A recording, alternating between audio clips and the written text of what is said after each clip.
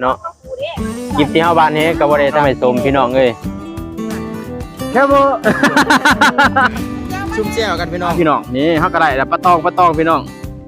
ทางบ้านพี่น้องเอิ้นปลาหยังเนาะโอ้ยิ้มยิงปลาพี่น้องนี่ก็ธรรมศาสตร์นี่เจ้าเราไปจุ่มเจียนกันพี่บ่ฮู้ว่าตัวนี้สิพอกินบ่ได้บ่เนาะทีมงานเฮาก็หลายเกินพี่น้องแล้วมันออกน้ำเสียงไอ้บ้านเนาะมีฮอดปลาโคเน่ปลามันนอนที่สุดแก่กล้วยมาสั่นเดือนมันโตเยอะ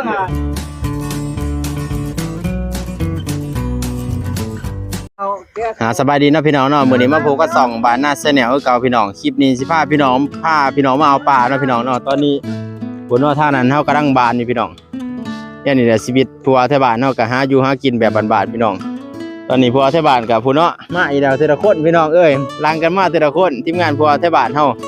หาอยู่หากินแบบบ้านๆมาดูมาส้มน้ำกันเนาะว่าเฮาสิได้หรือบ่เนาะก่อนไปรับส้มก็อย่าลืมฝากกดไลค์กดแชร์กดติดตามเพื่อเป็นกำลังใจให้2บ้านหน้าเด้อพี่น้องพอได้มีกำลังใจในการเฮ็ดคลิปต่อไปเนาะ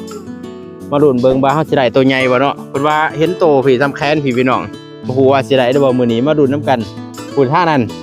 ตะกองพูดเนาะซูมไปเบิ่งจังหวะนี้เนาะจังหวะบานนี่โอ้สุดยอดพี่น้องบานลงแล้วเดี๋ยวเฮาก็สิได้ดกคือกันเนาะถามมาดูน้ำกันว่าเฮาสิได้ตัวใหญ่บ่ได้บ่ปัญหาสาธิตเฮาก็มาแต่พุ่นเนาะทางวังเตาพี่น้องเอ้ยวังเตาพุ่นเนาะพี่น้องบาดกองไปพุ่นเนาะพุ่นผู้ว่าแท้บ้านผู้ว่าเพิ่น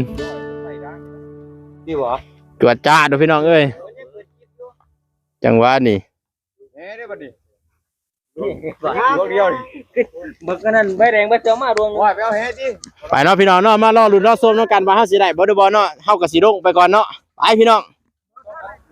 เนาะพี่น้องเนาะตอนนี้เฮาก็ขึ้นมาแล้วพี่น้องตอนเฮาจับบ่ได้ถ่ายให้เบิ่งเนาะเพราะว่าทีมงานเฮาก็ลงไปสาพี่น้องนี่เฮาก็ได้แล้วปลาตองพี่น้องทางบ้านพี่น้องเอิ้นปลาหยังเนาะตัวใหญ่ตัวนี้ได้รับโลปลายบ่ได้พี่น้องสุดยอดเนาะเฮาสิเอาไปลาบบ่ไปใส่ก้อยต้มไปใส่สุดยอดพี่น้องนี่ก็ทีมงานพวกเฮาพี่น้องบ่ฮู้ว่าตัวนี้สิพอกินบ่ได้บ่เนาะทีมงานเฮาก็หลายเกินพี่น้องพี่ก็สิเพิ่นมาแน่นี่ของพี่ก็ได้หลายพี่น้องโอ้ยัดทุกของจะบ่รุ่งพี่น้องเอ้ยโอ้เกินพี่น้องเอ้ยมันโตเยอะอ่ะโอ้หลายพี่น้องนี่พวกว่าแฮปปี้เนาะยิ้มเบิ่งเพื่อเว้ยยิ้มเบิ่งฮะแค่บ่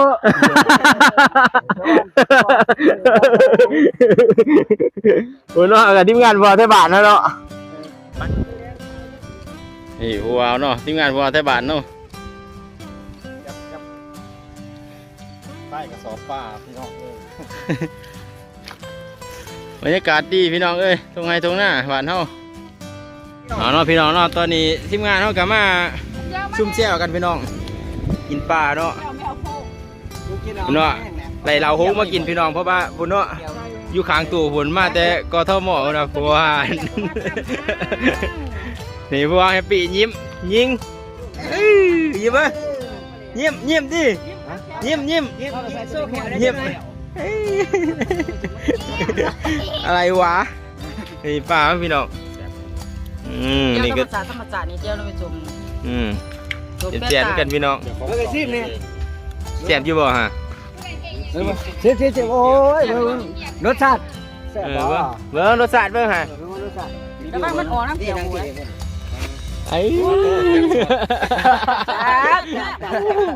เสียวคักบ่หัวเอาปิ่งปลาเนาะ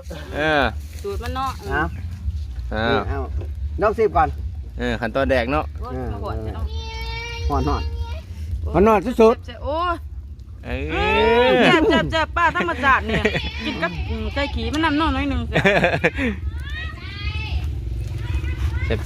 พี่น้องเมื่อเบิ่งตอนเขาปีงเนี่ยพี่มีฮอดปลาโคเนี่ยปลาเต้าเนี่ยเบิ่งแม่ใหม่เพิ่นขี้เจ็บพี่น้องตอนนี้เขากับปีงซุกเลยพี่น้องเจ็บเหมือนกันเนาะคลิปที่เฮาบ้านนี้ก็บ่ได้ถ่ายเบิ่งเนาะพี่น้องเนาะก็ขอตรวจขออภัยนำเฮาก็ตัดให้พี่น้องได้เบิ่งตอนเฮาปีงด้วยเนาะเจ็บเหมือนกันเฮาก็กินกับนี่แก้วน้ำไม่สมพี่น้องเอ้ยเฮาชิมเบิ่งพี่น้องเจ็บเหมือนกันโดด กินต่ำเลยแถวว่ากิน เมื่อไหร่เปอร์เซ็นต์เท่าไหร่วะทายครับ นี่เนาะพี่น้องเนาะเฮ้ย แซ่บเบ้อ นี่พี่น้อง แซ่บบ้วยมาสั่นเสื้อเลย แซ่บเลย สุดยอดสุดยอดคุณผู้เอายิ้มอู้ เบิร์ดอ่ะ ยังบ้างยังบ้าง ยิ้มงามขนาด มันกินเบิร์ดเลยผู้ชายทำกินเบิร์ดอ่ะ ยิ้มงามขนาดพี่น้องเอ้ย แซ่บมันแซ่บ ยิ้มว่าแกมาแง่เต็มอยู่เตือนหน้าก็เหียน มันแซ่บมันกิน ไปเนาะพี่น้องเราคลิปนี้ก็สิมีสำนี้เนาะคลิปนี้สั้นๆพี่น้อง ข้างหลัง อันนั้นก็ยังปิงตีนพี่น้องเอ้ยปิงสำดาเนาะปิงเนื้อพี่น้อง ปีน่ะ แต่เหมือนกันเนาะคลิปนี้ก็สิมีสำนี้เนาะไปจะได้ฝากกดไลค์กดแชร์กดติดตามเพื่อเป็นกำลังใจให้ส่องวันหน้าเสียเหนียวเด้อพี่น้องพอได้มีกำลังใจในการให้คลิปต่อไปเนาะ